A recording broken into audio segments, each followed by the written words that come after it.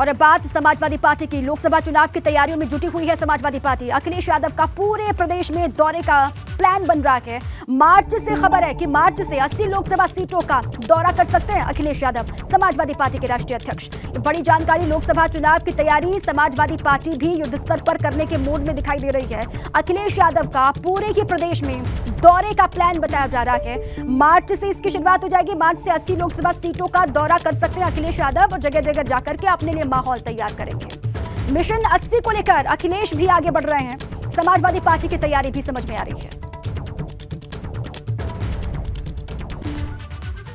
देखिए, मार्च से अखिलेश का मिशन 80 शुरू होने वाला है। लोकसभा चुनाव की तैयारियों में समाजवादी पार्टी जुटी हुई दिखाई दे रही है और सपा संगठन का पुनर्गठन करने की तैयारी में अखिलेश यादव हैं। सभी 80 सीटों पर अखिलेश यादव दौरा करने वाले हैं, ये जानकारी मिल रही है।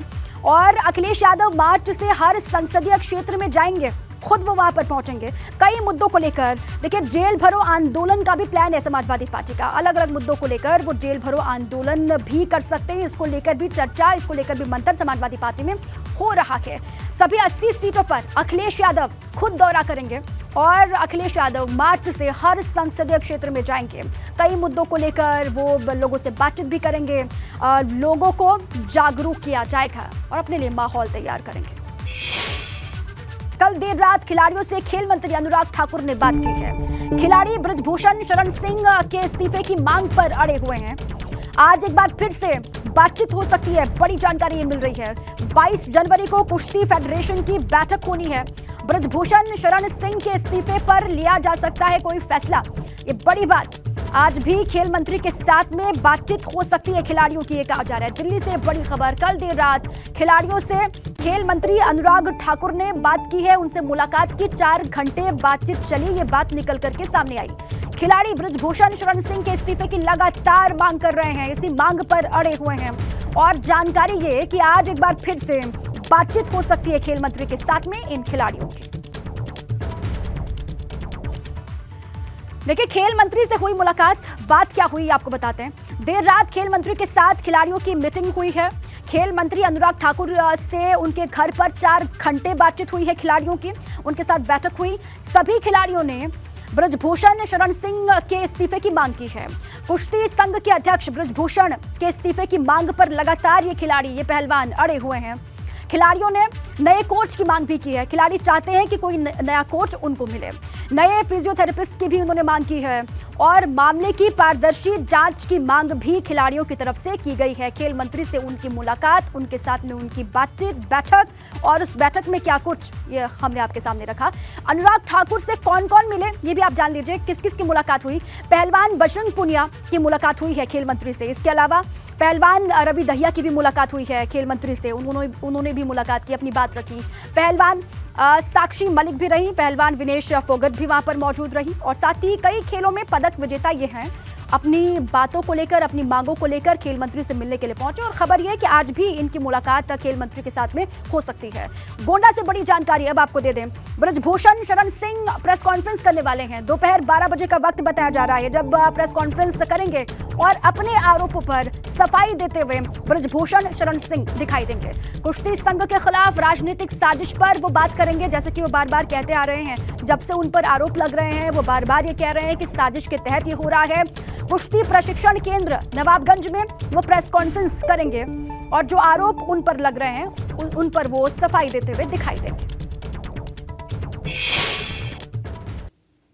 भारतीय कुश्ती संघ पर लगे आरोप का जो मामला है धीरे धीरे तूल पकड़ता जा रहा है। मामला अभी तक शांत नहीं हुआ। फिलहाल जिस तरीके से परसों जंतर मंतर पहलवानों द्वारा प्रदर्शन करने के बाद बीजेपी सांसद बीती रात अपने घर पर पहुंचे हैं और उस समय मीडिया से कोई बात नहीं कर रहे हैं।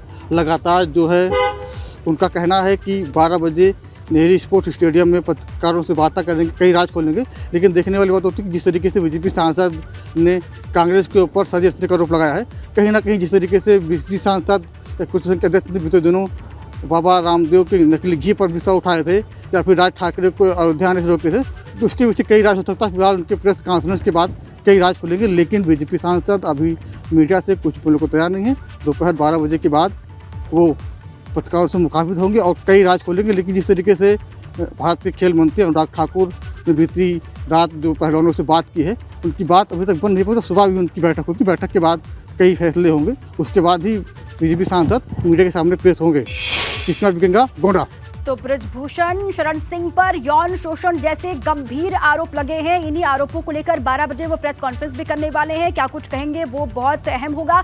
चलिए, दिल्ली से मेरे साथी अविनाश तिवारी जुड़ चुके हैं, सीधे उन्हीं का रुख कर लेते हैं। खेल मंत्री से पहलवानों की मुलाकात हुई, 4 घंटे मुलाकात चली अविनाश, और क्या क्या बातें उन्होंने वहां पर रखी, क्या जानकारी आपको मुलाकात को लेकर मिल पा रही है? और जानकारी ये भी है कि आज भी मुलाकात या फिर बातचीत हो सकती है खेल मंत्री के साथ में इन खिलाड़ियों की। अविनाश।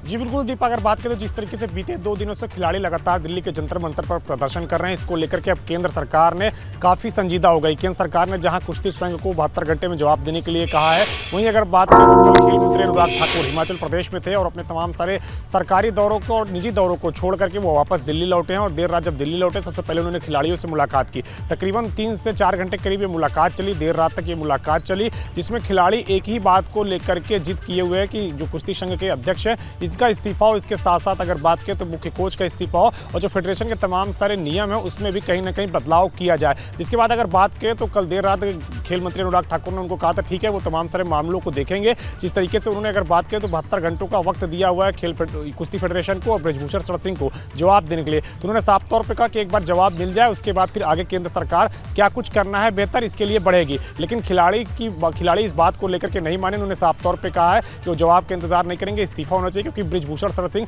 लगातार तमाम सारे खिलाड़ियों के साथ सेक्सुअल हरेसमेंट करते रहे हैं। मुख्य कोच भी यही काम करते रहे हैं और जो खिलाड़ी हैं उनको बेहतर सुविधाएं वहां पे नहीं मिलती रही है। और कल भी अगर बात करें तो प्रेस कॉन्फ्रेंस करके तमाम सारे खिलाड़ियों ने यही आरोप लगाया था कि अगर कार्रवाई नहीं हुई तो पुलिस में शिकायत करेंगे। जिसके बाद अगर बात करें तो आज एक बार फिर से खेल मंत्री तमाम सारे खिलाड़ियों से बातचीत करेंगे और एक रास्ता तैयार करेंगे जिससे कि धरना खत्म हो सके और जो कुश्ती संघ के खिलाफ आप नजर बनाए रखें, क्योंकि बहुत गंभीर आरोप हैं। दूध का दूध, पानी का पानी होना बहुत जरूरी है। बहुत शुक्रिया आपका पूरी जानकारी के लिए। नजर आप बनाए रखें। और चलिए आगे बढ़ते हैं, अब बात करते हैं जेपी नड्डा के काशी दौरे की।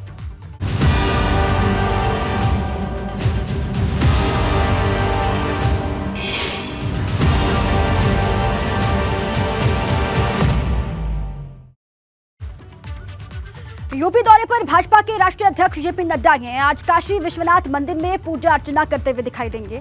वाराणसी से गाजीपुर जाकर के बूथ कार्यकर्ताओं से मिलेंगे, उनसे मुलाकात करेंगे। गाजीपुर में नड्डा एक जनसभा को भी संबोधित करने वाले हैं। सीएम योगी भी जेपी नड्डा के साथ रहेंगे मौजूद। बड़ी खबर, अभी जेपी नड्डा की मौजूदगी है काशी में और यूपी दौरे पर भाजपा के राष्ट्रीय अध्यक्ष जेपी नड्डा काशी विश्वनाथ मंदिर में दर्शन पूजन वो करेंगे और काशी के बाद फिर यहां से सीधे वो जाएंगे गाजीपुर। यहां बूथ स्तर के कार्यकर्ता उनका इंतजार कर रहे हैं, कार्यकर्ताओं से वो मिलेंगे, मुलाकात का कार्यक्रम है। और उसके बाद एक जनसभा को भी संबोधित करते हुए जेपी नड्डा गाजीपुर में दिखाई देने वाले हैं। सीएम योगी भी उनके साथ गाजीपुर में मौजूद रहेंगे। तो काशी में उनकी मौजूदगी, यहां पर विश्वनाथ मंदिर में पूजा अर्चना करेंगे। बड़ी संख्या में यहां भी कार्यकर्ता उत्साहित हैं उनके आगमन को लेकर। उनकी जिम्मेदारी और बढ़ाई गई है, जिसके बाद पहली मर्तबा वो पहुंचे हैं यूपी के दौरे पर। काशी में उनकी मौजूदगी, जाएंगे गाजीपुर। चलिए सीधे वाराणसी आपको लिए चलते हैं, वहां से हमारे UP bureau chief Viresh Pandey जुड़ चुके हैं। वीरेश जी, अभी वहां पर मौजूदगी जेपी नड्डा की और खबर ये मिल रही है कि काशी विश्वनाथ मंदिर में पूजा अर्चना वो करने वाले हैं। कितने बजे कार्यक्रमों की शुरुआत होगी और यहाँ से कब वो गाजीपुर के लिए रवाना होंगे? वीरेश।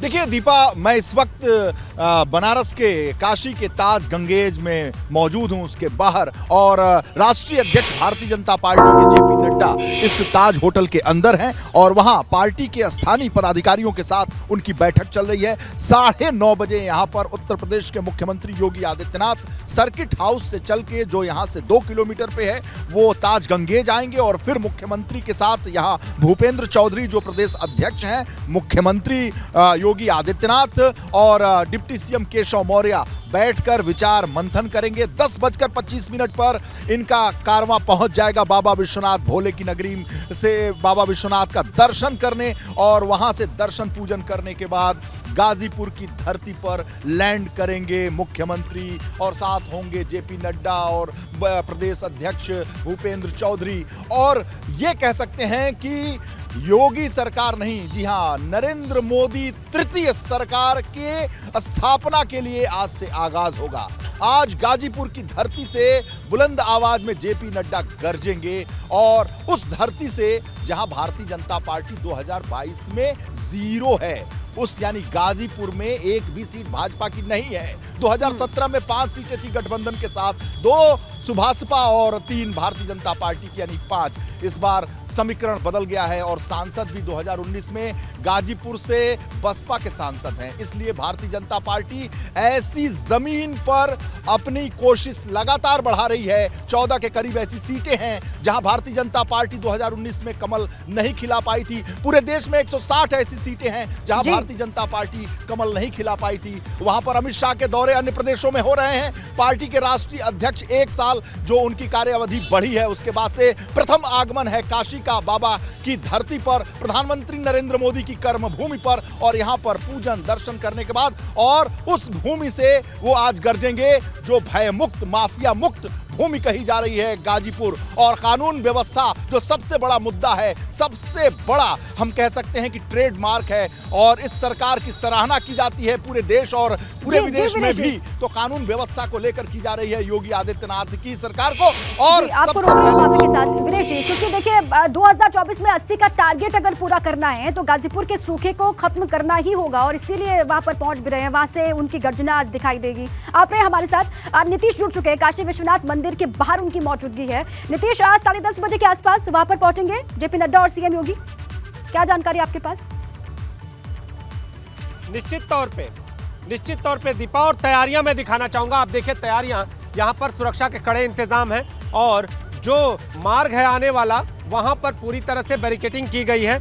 यहाँ पर 10 बजे का टाइम बताया जा रहा है। 10 से 10:30 के बीच में यहाँ पर राष्ट्रीय अध्यक्ष पहुँचेंगे और यहाँ पर दर्शन पूजन करके और 11 बजे यहाँ से रवाना, और यहाँ के फिर हेलीकॉप्टर से गाजीपुर रवाना होंगे और 11:50 लगभग 11:50 से 12 बजे के बीच पौहारी बाबा आश्रम, और उसके बाद जो संवाद का कार्यक्रम है वहाँ पर संवाद भी करेंगे।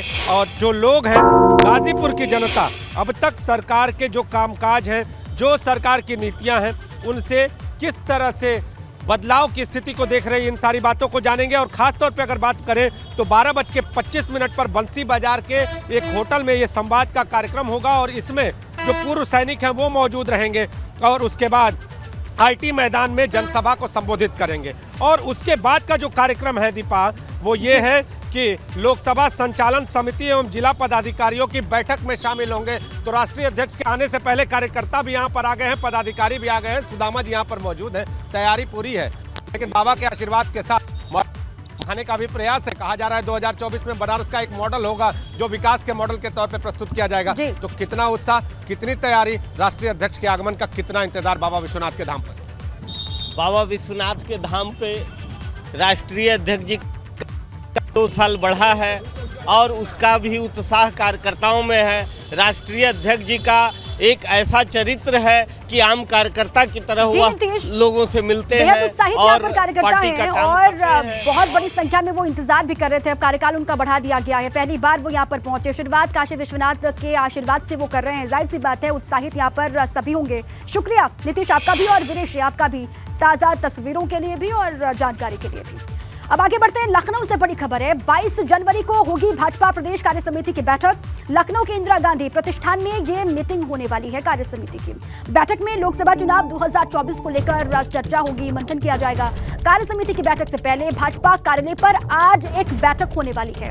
भाजपा प्रदेश अध्यक्ष भूपेंद्र चौधरी पदाधिकारियों के साथ चर्चा करने वाले हैं, उनके साथ एक मीटिंग आज करने वाले हैं। बैठक में महामंत्री संगठन धर्मपाल सिंह सैनी मौजूद रहेंगे। बैठक में प्रदेश कार्य समिति को लेकर चर्चा की जाएगी।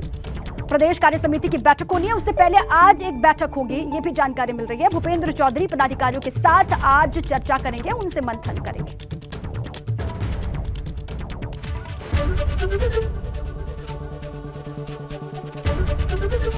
एबीपी गंगा, खबर आपकी, जुबान आपकी।